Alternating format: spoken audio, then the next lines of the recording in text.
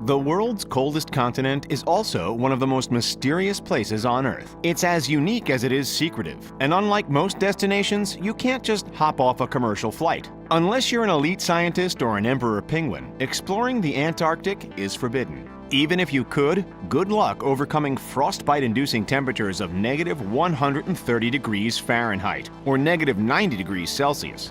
But why is it restricted? And where did these rules come from? Grab your mittens and let's find out.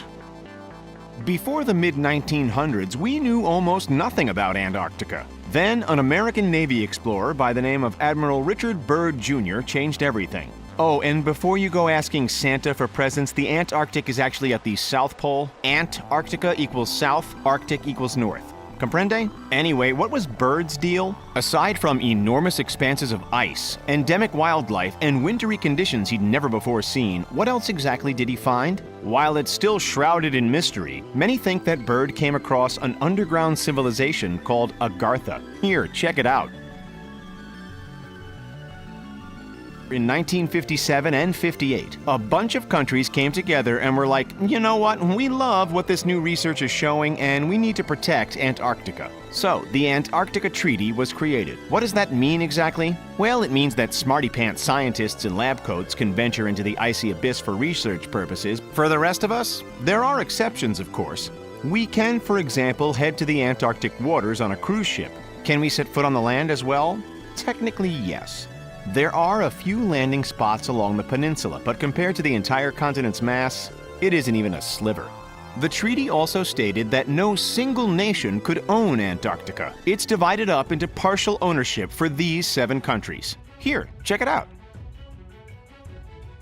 So we know we're not allowed to wander around the frostbitten land of Antarctica, but why exactly is that? First and foremost, it's for the protection of the environment. It makes sense, too. The world's southern tip is a place overflowing with biodiversity. There's endemic species, underground mountains, yeah, you heard that right, blood-red waterfalls, and even gold-spewing volcanoes. But as much as we do want to keep our beloved environment thriving, we've also been banned for our own safety. Temperatures can drop to a whopping -130 degrees Fahrenheit, that's -90 Celsius. For most of us, protecting the environment and ourselves is the whole story. However, for a select few, it's believed that there's some rather shady stuff going on behind that ice wall. As you can see, it's completely visible on Google Maps satellite view, so if something shady was going on, it must be rather well hidden. Perhaps this giant alien face-like structure could be a sign of the unknown? We won't delve too deep into other theories, but they do include a supposed hidden fortress used in World War II, claims that an ancient civilization once lived down there, and of course the idea that it's the gateway to the end of the world because the world is flat.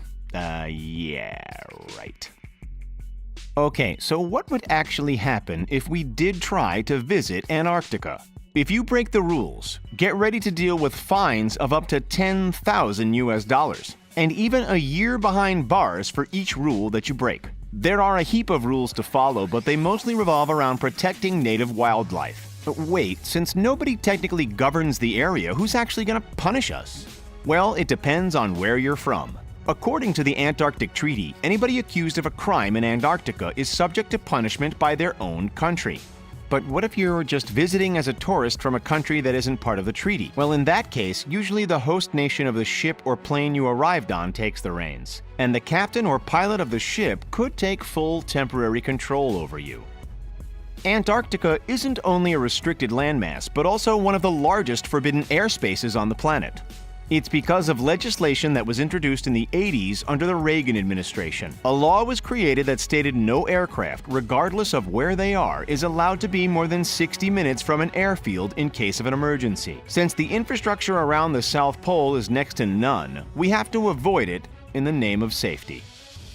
Of course, that rule usually only affects commercial jets. Chartered jets can still come and go to bring staff to the research bases, which hovers around 3,000 in the summer and 400 in the winter. While it can become rather bleak and boring, there are still a few basic facilities on offer. At McMurdo Station, there's some coffee shops, a general store, a post office, and 2 solitary ATMs. Sadly, some who make it down there don't make it back. Over the years, many bodies have been discovered beneath the ice, and some are never discovered at all. In total, the number of fallen explorers is thought to be in the hundreds. That's all for why no one's allowed to explore the Antarctic. Do you think there's more hidden down there than we know? Let us know in the comments. Make sure to like this video, subscribe and join our notification squad. Thanks for watching, and we'll see you next time.